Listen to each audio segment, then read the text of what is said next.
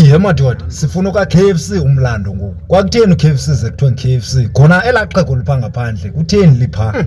Hayi ke nyani. Hey, oko lingazange libhubhe hi. Elaxhego lingaphandle pha kwibox le KFC.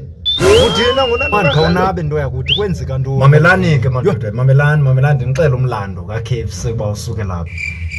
I-KFC ukuze kuthiwe yi-KFC ngokuya wayisafika kudala u-KFC kwangathiwa yi-KFC Kwakusithiwa yintoni ke fried chicken chicken. Fried chicken. Okay. So and wayekhawuleza ku-KFC uvala bona sometimes engenaxesha liyi-1 lovala thola ukuthi mhlawumbe uvala ngo-7 kwakusenzeka sometimes avale ngo-6:30 bona abatshayisa late. so ke ngoku kwakho icustomer lelikhulu pha leli xhego ke sithetha ngalo apha namhlanje. Ela xhego liyana yayingapheli imini lingayanga pha uyothenga pha lalitshayisa late emsebenzini. Sometimes yabo-7 sometimes yabo-8 nalo.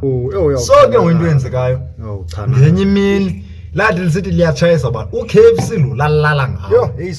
Uva kakhulu linenja ke elalithanda uhamba nayo and lenja lena yayimgadile ke lo tata lo uyayibona uba nayo wayekhe kaloku mfondini ayiphele nje apha kula mathambo e-KFC. Yebo kaloku thini. So ke ngokule mini lena wafika ke ngoku kuvaliwe KFC. Uyayibona?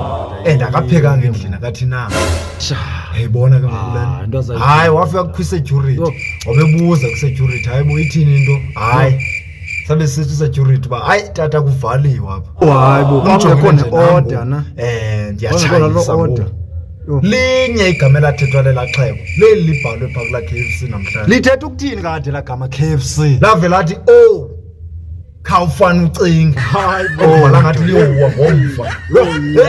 Olingazange liyobetha olingazange libethe ngokhayikhayi khala gama lesesa security kwanyuka hi kuba lo lekuthanda kakhulu KFC lalingakwazi ulala lingawutyanga uKFC. Man uthi lave lathi nelixhego. Lave lathi khawufana ucinga. Labe likusithiwa hayi bo tata khawufana ucinga. Labe ligangwa ke kuxoza nabantu ababehlula ngendlela ukuthi. So ke ngoku elaxhego eliyana kulaa nto yenzekayo lakhe lafeyinta ixeshana lavuswa ke ngamanzi lade labe liyavuka lathi lona lihambi pha ufuna uba licustomer lokuqala ekuseni elawuthenga pha nyani ekuseni kwathi kuvulwa pha lelona customer lokuqala eliyana labakhona kanjani ba libe ngapha. So loo nto leyo yayihamba yayofika kwimanager yakwa-KFC. Sinengxakwenje.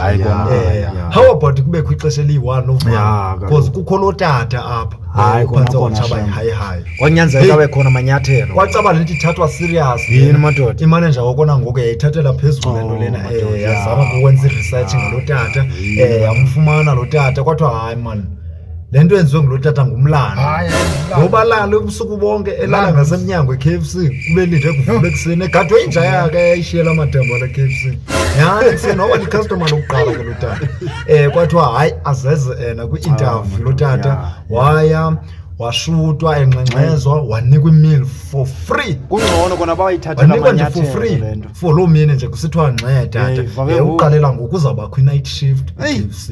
Yiyo namhlanje le nto kukho i-night shift kanti kungenxa hayi la KFC umele khawufana ucinge. Khawufana ucinge KFC. Isukela kwela gama lathethwa ngula tata kalo elithi KFC qala kwaboma lawuba lide kakhulu lapha kwibox. Hayi lide. Malivele liteketisa ukuthi KFC means khawufana ucinge. Lisuka lapho igama lemali kangaka kanti. Umadoda hayi lokuvila